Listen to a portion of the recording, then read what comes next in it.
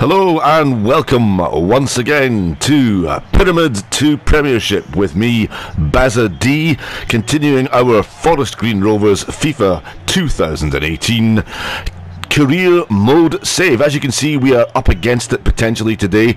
Wycombe Wanderers a point ahead of us in the Sky Bet League 2. We've kind of plummeted down the table a bit with a few inconsistent performances, although we did manage to redeem ourselves after our catastrophic Derby Day defeat to our nemesis, our big local rivals. Yeovil Town, of course, thrashed us 3-1 at the new lawn. We then recovered slightly, managed to perhaps get the fans' respect and get their support back on side with a very hard-fought 1-1 draw at Colchester United. Dan Wishart bagging his first goal of the season, but unfortunately Bradley Collins pammed the ball into his own net, and that proved to be, well, the only shot mustered by Colchester United. So in fact they didn't actually register a shot on goal, but good old Bradley Collins, he obliged by popping the ball in the back of the net for them. So as we say, as I've said, Wycombe Wanderers, they are one of the contenders for promotion, one of the bookies' favourites. They are expected to challenge all the way through the season. They are currently in second place with 8 points. We're only a point behind them, but the placings would suggest that we're a long way off. In fact, a point is negligible in these circumstances, but in terms of placings, we are about, what, 6 or 7 places behind them.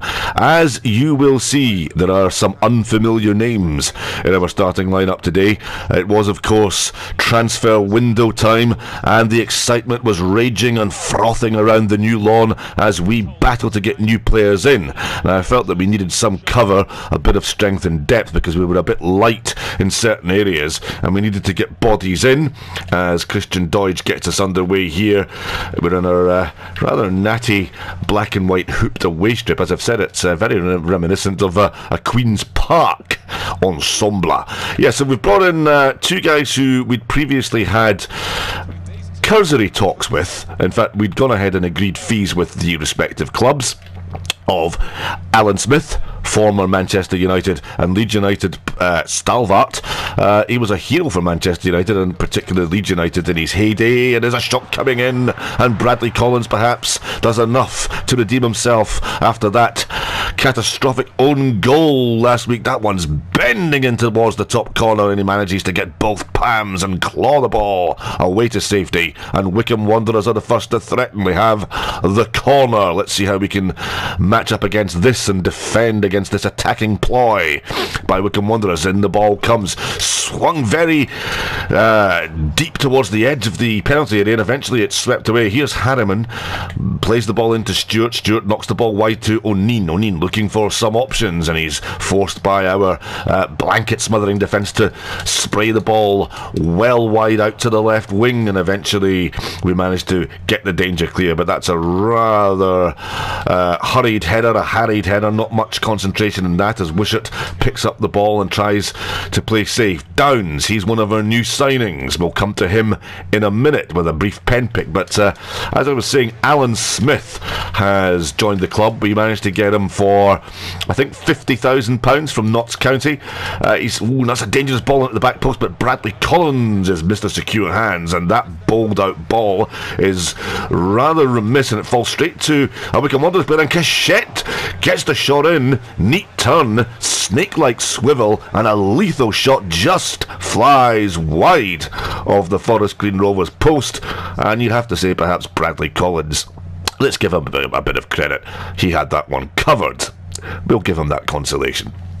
Yeah, so Alan Smith, he has put pen to paper here at the new lawn to sign for Forest Green. Really now in the twilight of his career. He has signed a year's contract to be with us. There is no release clause, but he was only content to sign a year's contract because he's obviously just now winding down towards the end of his career. This time we got the negotiations spot on. His agent was happy and content for Alan Smith to sign. So we've got a bit of veterans guile in the midfield and a bit of robust physicality. We've lost too many midfield players, to be frank. Idrissa Traore's out for 2 months. We lost Reece Brown on the opening match of the season, who is going to be one of the linchpins in our midfield, but he's out for 3 months with a very severe injury. This is good play now from Forest Green Rovers. Wishart, who got his second goal in the Checkatrade Trophy against Scunthorpe United, and a header, and Doige, and the downward header nestles in the back of the net, and perhaps against the run of play, Forest Green Rovers have seized and drawn first blood here at Adams Park against the Chairboys. Dan Wishart, he's been in insuperable form lately, manages to elude his marker, whips in the cross, and Christian Doige does what Christian Doige inevitably does. Oh, look at that. He gets up above his marker. Downward header, power, precision, right into the corner. The goalkeeper's beaten, as the old cliche goes. All ends up, and Forest Green Rovers have a vital lead here at Adams Park. It's Wycombe Wanderers 0, Forest Green Rovers 1, and Christian Doige, after 21 minutes, snaffles his third goal of this campaign, and that, you have to say, could be a critical lift for Forest Green Rovers in the context of the season and this match.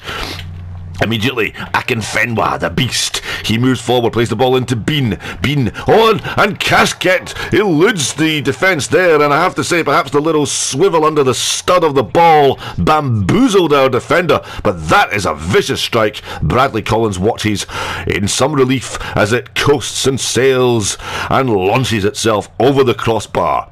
Okay, so we've got, as I was saying, Alan Smith. He's been acquired. We've also gone for Aaron Downs. He's a centre-half. We're looking for a bit of cover in the defensive areas, because I had a look through the squad and I came to the assessment and the conclusion that we really do need to get some utility players in. Aaron Downs comes straight into the squad because, quite frankly, he's better than what we've got in the central defensive areas. He also has a wealth of experience. Australian international, I think, at one point. A player that I am well acquainted. Well, that's a dangerous pass back, and that will be a corner, and Wycombe Wanderers perhaps can prosper from our profligacy here. There's the header again from Christian Doige. That really is a sumptuous header. That's what the textbooks urge you to do. Down and hard and precise, and back across from where the goalkeeper came from, back across from where the cross came from, as Forest Green Rovers now prepare to defend this corner kick. In it comes. Did that bend out of play? It looks suspiciously as though it does. Tyson backs into and puts the pressure on, and that looked like Isaiah Osborne. And did that come last off Isaiah Osborne? Do Wycombe Wanderers have a second consecutive corner kick here? Let's see. No, they don't. It's just a goal kick, so Bradley Collins will prepare to take. Yeah, so Aaron Downs is a player that I am familiar with from previous career modes in FIFA 2018. Well, it wouldn't have been FIFA 2018. It would have been previous incarnations of the game. But he's a bit of a stalwart, a bit of a veteran. He's been around for a long time, so he should add some nous, some stability, and some... Oh, there's a header as Aaron Downs, just as we were discussing all his attributes, he looked a little bit... lackadaisical there, not quite sharp enough to get his head on that ball, and perhaps he did manage just to get a slight flick on it to deflect it away for a corner. Wycombe Wanderers really now racking up the corners. In it comes. Downs gets his header to it, knocks it down, and there's Scott Laird who batters the ball away up to Doige. He goes up with Jakobsen, and Wycombe Wanderers now starting to push again, looking to claim this equaliser. Bennett's a little bit remiss there, but the ball rolls providentially into the hands of Bradley Collins. He just tells everybody to calm down, and we'll take a breather here, a bit of a respite. 35 minutes on the clock, and Forest Green Rovers have that precious goal, Christian Doige's goal, after 21 minutes. The header beating the Wycombe Wanderers goalkeeper. Always up is Tyson. Nathan Tyson, ex-Nottingham Forest player, once a real hero of the Championship, a really lethal striker. You don't want to be presenting him with open opportunities on goal, because invariably he will finish them. And there's Tyson, but Osborne's strength wins out. Doige now can't hold the ball up.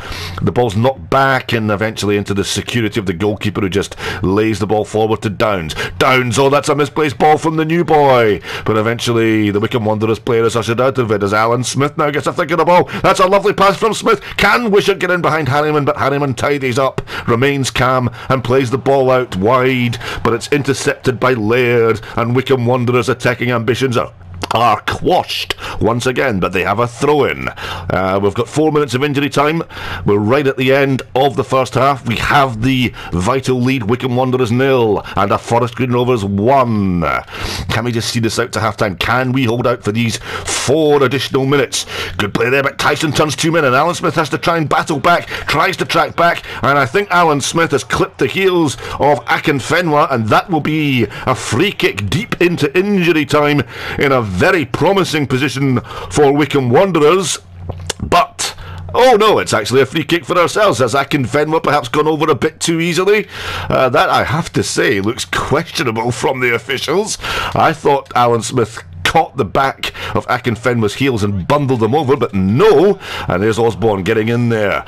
The ball again surrendered. We really have given possession away rather cheaply this afternoon. Forest Green Rovers use Casket. He's been a bit of a thorn on our side today, but Laird gets a knee in and intercepts. And there, eventually, the 4 minutes of injury time come to a conclusion. The first half comes to an end with Forest Green Rovers enjoying a 1-0 advantage. Christian Doidge's 21st minute strike, his 3rd goal of the season, is the vital strike, the crucial counter that separates the two teams.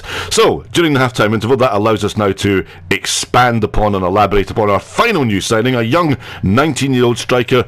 We paid £50,000 from Nathan Turner. Not really in the first team ascendancy at Port Vale, not really part of their plans. He was allowed to go, but he's fresh, he's vibrant, he's got a promising career ahead of him. He's 19 years of age, and although there are, you could argue that we've got a surfeit of strikers here at Forest Green Rovers, I felt that competition for places was absolutely crucial here. I felt that Christian Doidge, Luke James and Omar Beigel required a bit of competition. I think they need to be kept on their toes, they need to be kept on their mettle, and a young 19-year-old striker from a higher league will certainly endeavour to keep those players away from complacency. So hopefully that should generate goals, that should ensure that the frontline task force is equipped and able to deal with the task. Half-times there, Cambridge United 1, Colchester United 1, Carlisle United 1, Mansfield Town 0, Cheltenham Town 1, Stevenage 1, Chesterfield 0, Coventry City 1, Crawley Town 0, Yeovil Town 0, Exeter City 1, Newport County 1, Grimsby Town 0, Crewe Alexandra 1, Morecambe 0, Accrington Stanley 0, Port Vale 0, Notts County 0, and Swindon Town 1, Barnet 1. Actually, just going back to Turner's transfer from Port Vale, it turns out that Port Vale do not actually play at a higher level. They are a fellow League 2 club, so I'll take that one back, but nevertheless, the theory remains sound that we need players in to compete for places, and I think that will keep our strikers relatively on their toes. So nobody really taking a stance here at half-time. Everything appears to be quite evenly contested, so this is a really good opportunity for us to perhaps go into second or indeed top place in League 2, depending upon the outcome of the results today. The teams that we need to keep an eye on are Luton Town, who I think are the league leaders, and they don't appear to be playing today. Wycombe Wanderers, of course, they are installed in second place, and we are currently 1-0 ahead of them. So let's go into the second half and see if we can maintain our advantage. Will we make any changes? Anderson looks to be a bit jaded there. Christian Doidge is fresh and full of energy. Alan Smith, unsurprisingly, that's his first match in a very long time, so he's had to acquit himself and try and reacquaint himself with the rigours and the physicality and the energies required of you for a League 2 clash. League 2, a very physical league, a very robust league. You need to have a very sound physical presence about you to excel and to flourish finish at this level, as we just have a look at the highlights. There's the goal from Christian Doidge, which separates the sides. That's a wonderful header, isn't it? That Wycombe Wanderers goalkeeping jersey is an hallucinogenic work of art, isn't it? If you stared at that too long, you would start to see magical ponies and lemon and rainbow coloured skies. That is a 1960s flower power shot and a half, innit? Okay, let's get on with the second half. Wycombe Wanderers trying to get back into the tie. Second place in the league as things stand before a ball was kicked today. And Akinfenwa lays the ball out to Tyson. Two of Wycombe's most dangerous players combining there. Let's hope that we can indeed steady the ship for the opening. It was a dangerous pass, but Collins manages to get it wide to Bennett. Bennett decides to knock it back to Collins. Well, this really isn't what I want us to be doing. Aaron Downs, slight shock of grey in his hair there. I suppose that's a physical manifestation of his experience, but that's a dreadful ball. And Downs is going to just let that one run and dribble and drift harmlessly out for a goal kick. Yeah, Aaron Downs, he looks composed at times, but he does tend, in the opening 45 minutes, it's one facet of his play that we've noticed, he does tend to play rather uncultured balls across the face of his own penalty area, so we need to try and coach that out of him. I think he perhaps may be suffering from the delusion that he's better than he actually is, as Bradley Collins takes this goal kick, launches it deep into the centre circle. Up goes Doidge, as he always does. Alan Smith hovering around again. Long ball forward, flick on by Casquette, and we really do need to get the shackles on Casquette, because he has been a danger man for Wycombe Wanderers throughout that first half. Just take things nice and slow, nice and patiently. There's no need for us to rush things. We have the goal, so we don't really need to force the play. The referee decides to wave play on there. That looked like a hefty clatter into the Forest Green Rovers player. Here's Collins. There's a good ball out wide now, and there's Laird. Picked up a little knock against Scunthorpe United in the Checkatrade Trophy, but this is Scott Laird rampaging forward, tries the shot, oh, and it whistles narrowly over the bar. Perhaps that was perhaps. Of course, that could have been further over the top than the initial indication showed, but that was a wonderful run, a rampaging, buccaneering, swashbuckling run there by our left back Scott Laird to force himself into the position to have a pot shot at goal, and it narrowly clears the crossbar. So Wycombe Wanderers building again. Bean looking for a pass forward. That's a lovely little flick through. Lovely little chip, but the defensive Forest Green Rovers mops it up. Laird knocks the ball back now to Downs. Downs looking for an option. Oh, that's another misplaced ball by Downs. It goes straight to Casquette. The last player you want to be giving it to. And Umria absolutely fluffs his lines there for Wycombe Wanderers. Snaps at the shot. Hacks it well wide of the target as Wycombe Wanderers make a change. It's Casquette coming off, but here's an ex-Scotland international taking to the fray. It's Craig McHale-Smith. I recall him playing for Scotland. I also recall him playing at a much higher level than Wycombe Wanderers, so for all our jubilation at the departure of Casquette, it might be tempered somewhat by the arrival of an ex-Scotland internationalist in the shape of Craig McHale-Smith. We shall see as the ball drifts out for a throw. Tyson preparing to take it, decides to go back.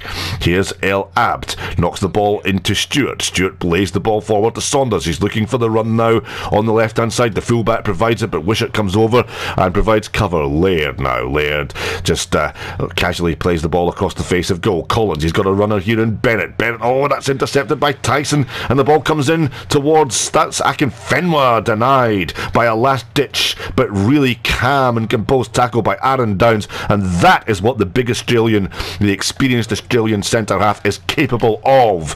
Here's McHale-Smith now, the ball straight to Collins. That's really poor stuff from the ex-Scotland man. Downs looking to find an option. He's got a player imposing upon him, lays the ball out nicely to Bennett. Bennett surges past his man. Bennett's got options in front of him. There's a run now. Oh, he's offside, so he can't release the pass. That's bitterly disappointing. And Bennett again, out of position, intercepts the ball in midfield, lays the ball wide now, looking for Laird, but it's straight into the feet of Craig McHale-Smith, who knocks the ball back to Stewart. Stewart now to El Abd, launches the ball forward. Time is of the essence now for Wycombe Wanderers. 10 minutes to go. They're still trailing by 1-0. Christian Doidge's effort after 21 minutes is still separating the sides. Up goes Downs with Umrian, and there's a ball in, and it's eventually fallen for Craig McHale-Smith. It dropped to him fortuitously. Wycombe Wanderers have capitalised on Forest Green Rovers failing utterly and miserably to clear their lines, and the substitute, the ex-Scotland internationalist, has scored. Look at this, Umrian holding the ball up, showing great strength. That's a lovely flick inside. He spots the run of Craig McHale-Smith. Scott Laird commits himself horribly. He's lunging in, languishing on the ground, and no wonder I'm looking so utterly and completely bereft at that equaliser from Wycombe Wanderers. It's a good finish from Craig McHale-Smith. Let's not take anything away from him. But the Forest Green Rovers defending yet again is less than what we would expect. It's frustrating as Nathan Tyson now exits the field of play. And the rather nattily and interestingly named Paris Cowan Hill takes to the field for Wycombe Wanderers. So the Chairboys have their equaliser. I have to say, although we've created nothing in the second half apart from one speculative pot shot from Scott Laird which sailed over the bar, I don't think Wycombe Wanderers have really been incisive enough to claim that a draw is a fair result. I think they've created one chance of note, and that was indeed Craig McHale-Smith's equaliser. Other than that, Craig McHale-Smith, that is an absolutely sublime turn. He's got players in the penalty area. The ball comes in. Oh, and that really is an absolute disaster. I'm not quite sure what happened there.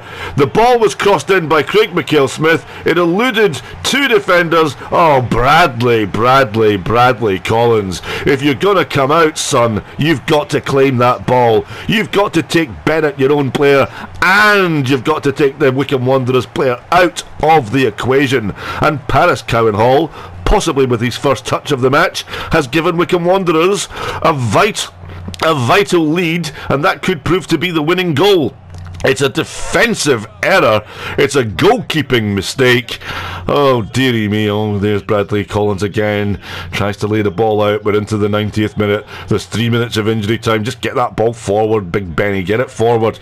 Launches it up. Saunders beats our man to the ball. It drifts out for a throw-in. Will this be to Forest Green Rovers at will? And this is now last chance saloon. Let's get a bit of urgency on this. Laird. Smith knocks the ball long. Looking for Doyce to get the flick on. He does do. Now the ball falls nicely for Wishart. Wishart, can he get the cross in? He can. Oh, but it's cleared away.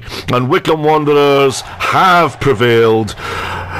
Oh, dearie me. Bradley Collins, an own goal last week, and you've utterly sold the jerseys today to gift Wycombe Wanderers a big 3 points today. So Wycombe Wanderers will indeed establish themselves and perhaps consolidate their position in second place. That, however, from Forest Green Rovers' point of view, is the second defeat of the campaign. So the last three results read defeat, draw, defeat. It's highly inspiring stuff. It's hardly promotion-winning form, but that really is disappointing, particularly as Forest Green Rovers took the lead today and looked very composed. We looked very comfortable in the 1-0 situation. Christian Doidge's third goal of the season after 21 minutes giving us the advantage, but thereafter I thought we looked relatively composed. We passed the ball around nicely. I don't think Wycombe Wanderers put us under too much strain, put us under too much pressure, but alas, it's the final score that counts. The performance really is null and void in that context, and Wycombe Wanderers have got themselves a very huge 3 points. Eventually, as we just flick through these highlights, there is that hallucinogenic goalkeeping jersey from Wycombe Wanderers once again. Casquette was a real thorn on our side today, but Craig McHale-Smith, who replaced him, he was the critical difference between the two sides. He was the pivotal game changer between the two sides. A lovely turn, an absolutely exquisite turn away from Scott Laird, who may still be toiling, may still be carrying an injury after he took that knock against Scunthorpe United in the Checkatrade Trophy. There's the goal. Yeah, Umeå does superbly well. well, but you've got to say, when a big centre half cannot repel a player in that situation, you've got to question their motivation. Oh dear, it does not get Benny any better, does it, Bradley? On increased viewing, he's sold the jerseys there, he's come out, absolutely exposed himself.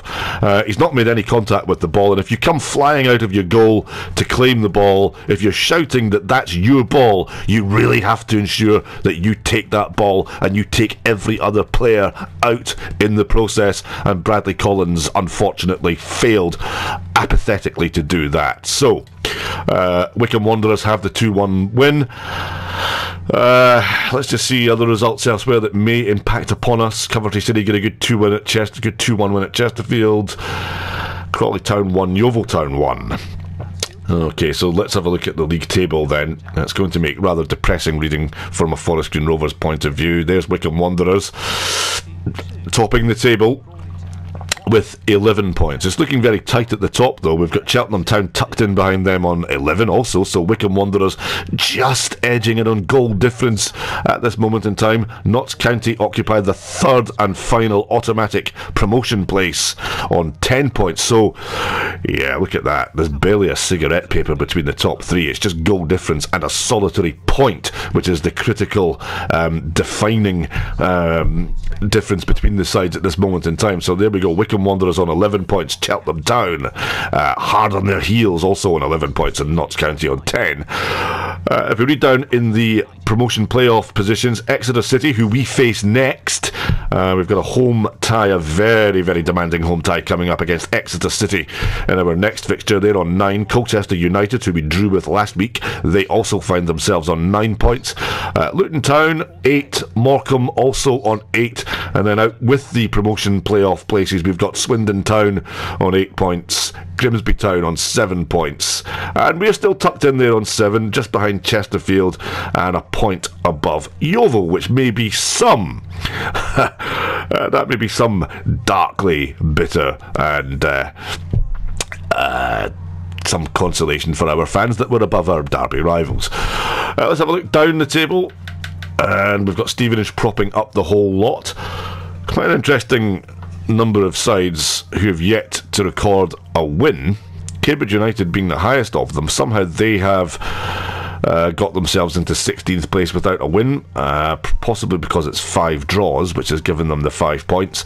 And then moving down, we've got Crawley Town, Mansfield Town, Port Vale, Accrington Stanley, Lincoln City and Stevenage, who are the basement boys at this present moment in time. Neither of those sides have registered a victory, so that must be a concern for them. We'll be moving on to our next match against Exeter City. Now this will be a very, very difficult game. Exeter City, one of the clubs who are at the moment tucked into the playoff places. That's, as a bare minimum, that's where we want to be this season. We want to be in the playoffs. Okay, so it is a high, I beg your pardon, it's a home tie for us today. We really do need to start responding. We really do need to start showing some mettle. We need to start proving that we are actually promotion contenders. We'll go for the same team that started the match against Wycombe Wanderers, but this really is a crucial game for us today. If we are to have any realistic promotion aspirations, this is a game you feel that we have to endeavour to show something. We have to take something from this match today if we are to be taken seriously as genuine promotion contenders this season. So Alan Smith's had a week to bed in. He's had an opportunity to acquaint himself with our training sessions. Aaron Downs, he showed flashes of composure. He showed indications of just why he's been able to play at a relatively high level for a concerted period of time throughout his career. This sort of stuff I'm not overly interested in, but that's a lovely move and a nice neat finish there by Alan Smith, and into Smith again, and boom, that's clinical. Okay, so we'll move on to the match. Let's just hope that nerves and the sense of the occasion does not get the better of Forest Green today. It's getting to that knife edge point of the season where drop points in the context of promotion or relegation could prove to be oh so critical. So Exeter City currently 5th on 9 points. We're 11th, but that's rather deceptive. Don't look at the placings, concentrate more on the point difference, and the deficit between ourselves and Exeter City is but a mere 2 points. So if we can manage to fashion a victory today, we would go above Exeter City in the League 2 table. So it's an important match. Referee prepares to get things underway, and Exeter City will be kicking off. So Reid knocks the ball back to Taylor. It's given away to Doidge. Now Doidge, he's got he's running down a blind alley here. He'll need to get the ball into the box, otherwise he's going to be dispossessed, and he is dispossessed. And eventually the ball falls to Brown in the Exeter defence, and he lays the ball out to Sweeney. Sweeney looking ahead now. This is a good run from Sweeney. Oh dear, Bennett can't get the foot in, and Sweeney still has possession. Plays the ball into Ruben Reid, who will be a man that we have to keep tabs on today, and the referee I think has given an infringement here. Yes, it's a free kick to Exeter City. That to me looked incredibly innocuous, but this is a dangerous angle. Wide on the right, can be swung in over the wall. The header from Holmes, and it just drifts beyond the far post, but the marking there, you can ask questions about the marking. It was non-existent, and Bradley Collins just dipped to his knees, turned, and half expected to see that ball nestling in the back of his net. Fortunately, Holmes didn't get enough purchase on the ball, and it went wide, up to Doidge. James plays the ball into Brunt. He's got loads of space, far too much space. He's occupied that pocket of space, that vacuum just in front of our defence with admirable ease. That he'll need to be closed down, because that's far too much space that he can exploit. Ball into Brunt again, and he's moving around here, Brunt. He is proving to be a fluent menace.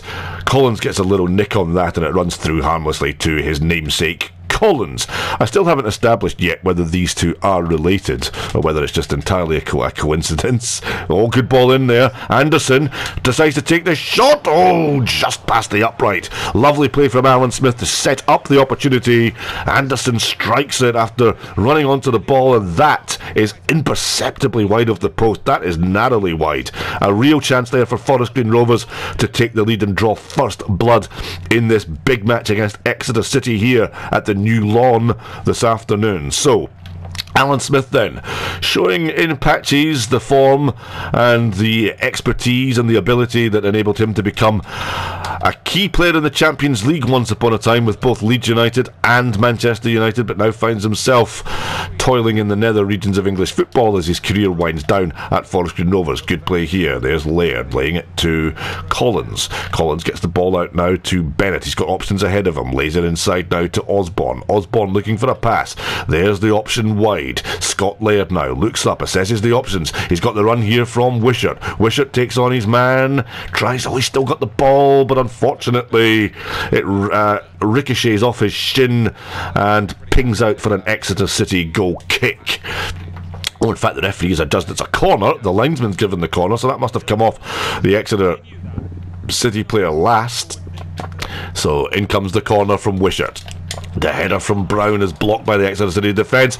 Pym gets a fist on that, looked easier to catch, and there's a chance, and Doidge turns neatly, and he swivels and strikes and scores, and Exeter City find themselves behind.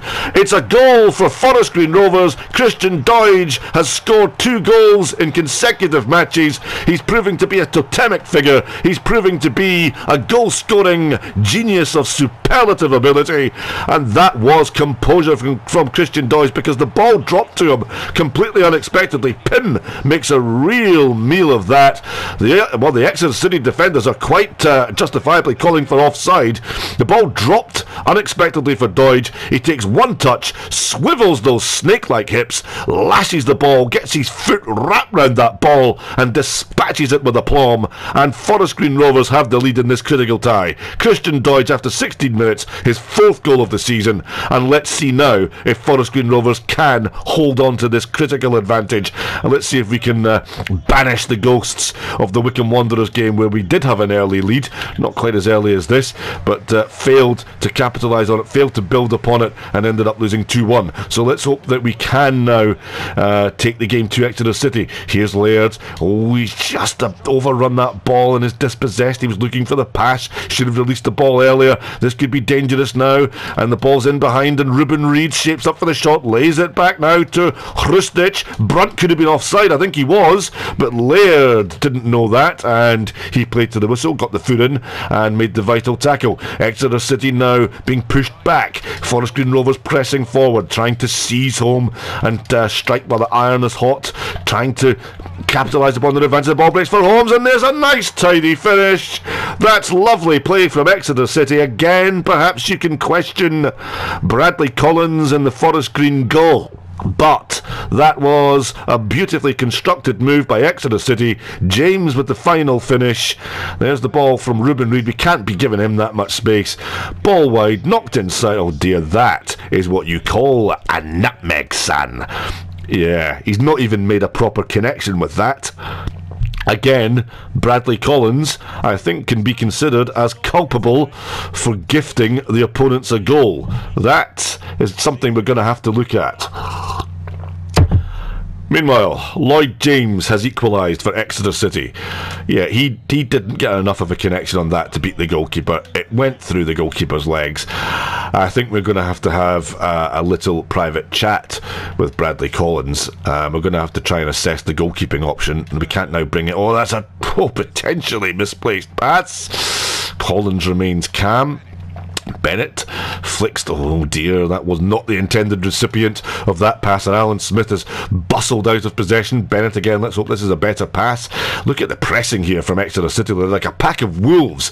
As soon as we get the ball at the back, they are pouncing upon us.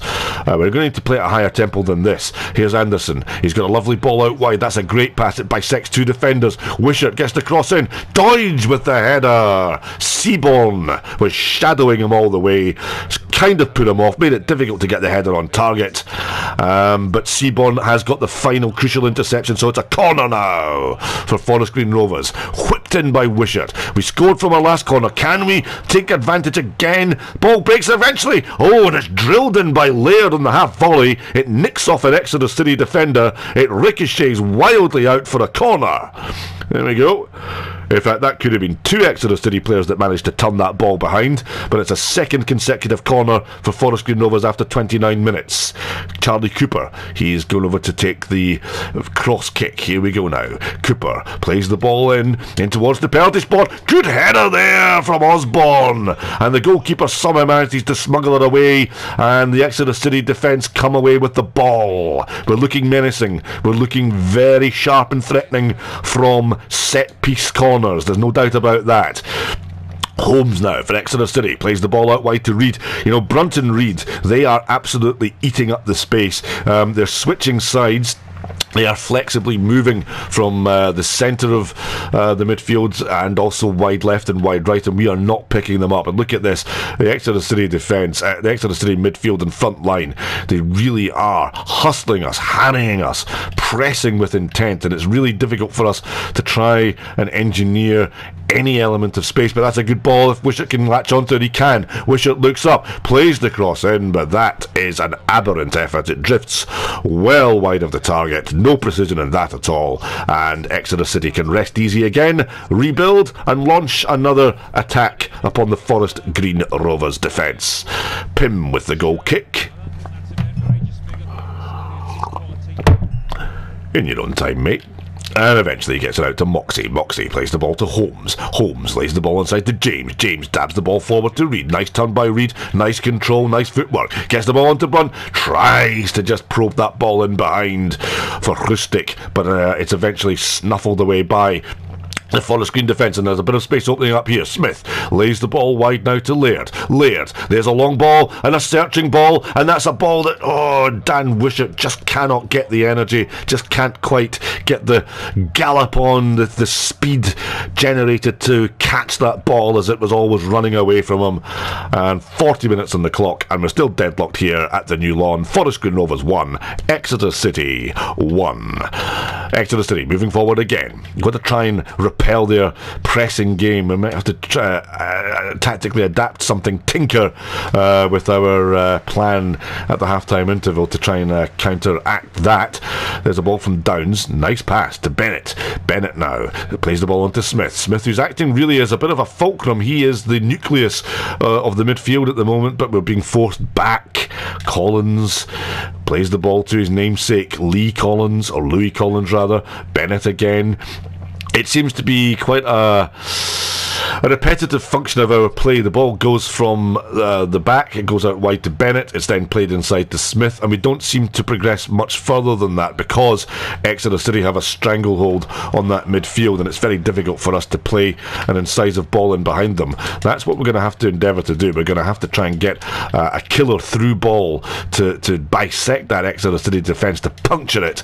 And Reed's wide again, and we've not picked him up, and this has been a real indictment on our defence today. Brunt and Reed have led them a merry dance as the half-time whistle goes. I think, yes, half-time here at the new lawn, and we have the situation where we're level, so the spoils are being shared at present. Forest Green Rovers took the lead after 16 minutes to Christian Doidge. A corner was dealt with horribly, a real error by the Exeter City goalkeeper Pym. He really should have caught the ball. Looked far easier to make the capture with his hands. He elected to punch it, didn't really get enough on it, more or less flapped at it, and eventually, with the Exeter City defenders claiming offside, Doidge was the first to react inside the 6-yard box. He spun on a sixpence and swiftly belted the ball into the back of the net. But yet again, it's a bit of a theme for Forest Green Rovers.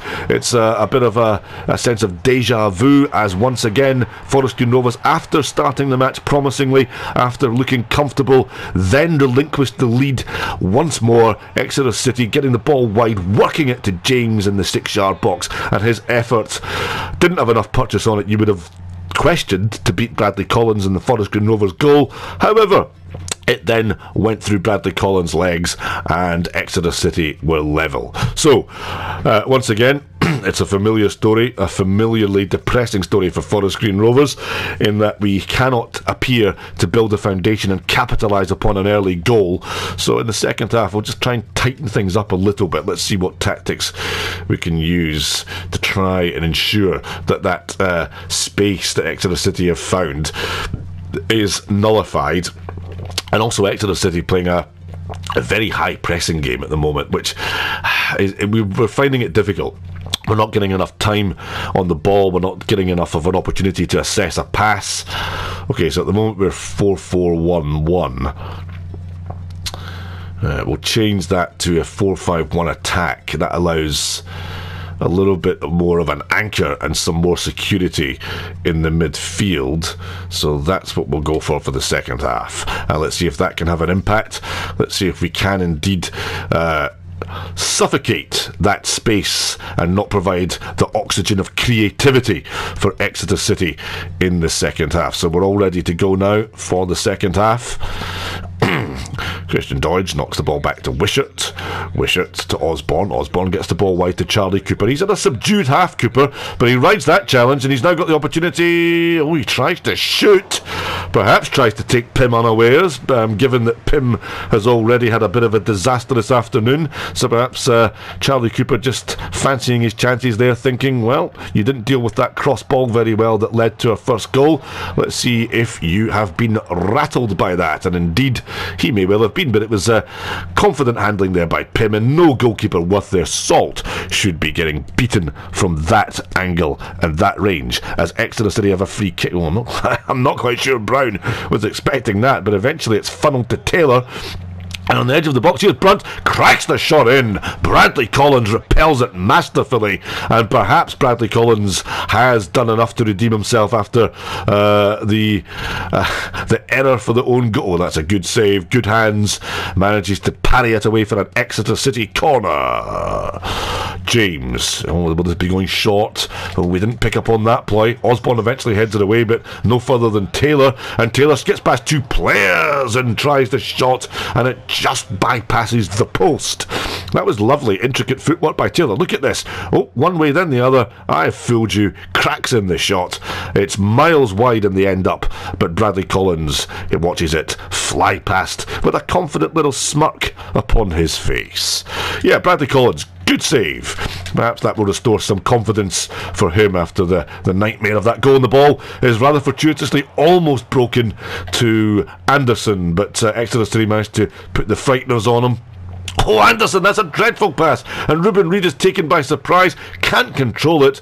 And Exeter City, well, eventually they've regained possession. The ball dabbed outside with the outside of the foot to Brunt. Brunt plays it into Reid. That's a lovely turn by Reid. And there's another effort on goal that Bradley Collins does well to parry.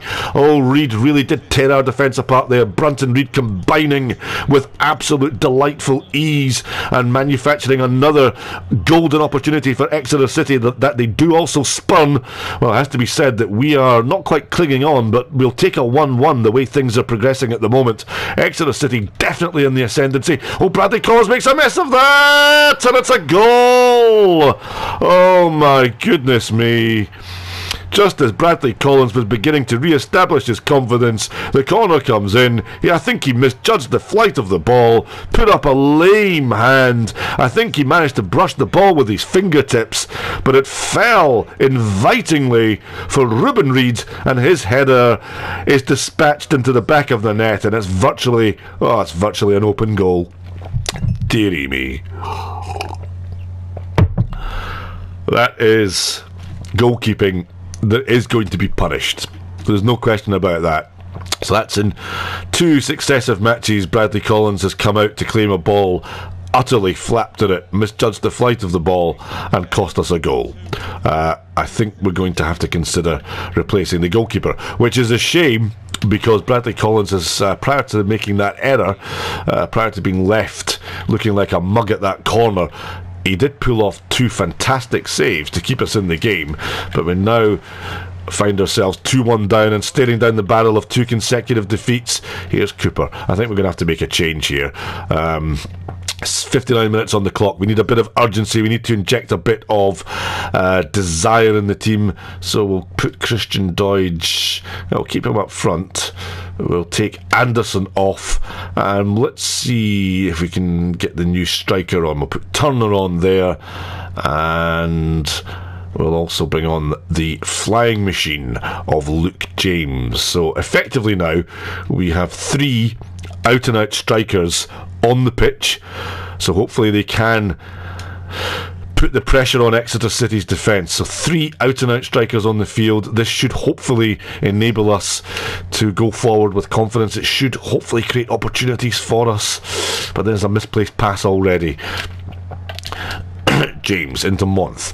The ball breaks kindly for Bennett. Bennett's trying to passes the ball back to Collins. That's not really the ideal ball that we were looking for, as Downs finds some space on the left. Laird plays the ball in now to Osborne, tries to shield the ball, but in the process of doing that, he's taking his eye off the ball and giving possession away, and that's good covering there by Scott Laird, and a good pass, and Aaron Downs eventually does play us out of pressure, plays us out of danger despite that last ditch slide tackle by the Exeter City player. Here's Osborne, gets the ball wide now to Charlie Cooper. Charlie Cooper looking for an option, looking for a pass, looking for a run. Here's Doidge, spins away, gets the ball inside. That's a good pass by Doidge, but it's between a rock and a hard place. It's between 2 stools in the shape of the 2 Forest Green Rovers players who weren't expecting it, and the ball dropped in behind both of them, and the chance is gone. Exeter City moving. Brunt again. He really has been a difficult player for us to pin down today. He's been magisterial for Exeter City. Laird and Smith rather tries to get that quick ball through. trying to not allow Exeter City to settle, trying to get the ball in quickly, trying to play at pace in a high tempo and not allow Exeter City to establish themselves. We've got 20 minutes to go, 20 minutes to try and save our match. And here's the double substitution coming up now, the triple substitution rather. Exeter City also make a change. Brunt comes off, so that's a bit of relief. McAlinden takes his place. Again, there's the shot corner ploy that we don't read. Cooper somehow manages to... Oh, there's a shot from Seaborn, the centre half, which just narrowly goes past the post for Exeter City. Yeah, the last few corners we've not defended with any great authority. We've looked very shaky, we've looked very vulnerable to cross balls. Here's Reid, he's still on the field, still making an impact, so he'll have to be kept an eye on. Downs, that's a dangerous ball. Hrustic intercepts, and Downs has again played us into trouble. Hrustic with plenty of time and space to pick his option, and McAlinden, his shot smacks the underside of the crossbar, and the whole Forest Green Rovers defence can breathe again. And the fans can remove the hands from their eyes. Oh, that would have been game over. That would have been it. Right, good play by Turner.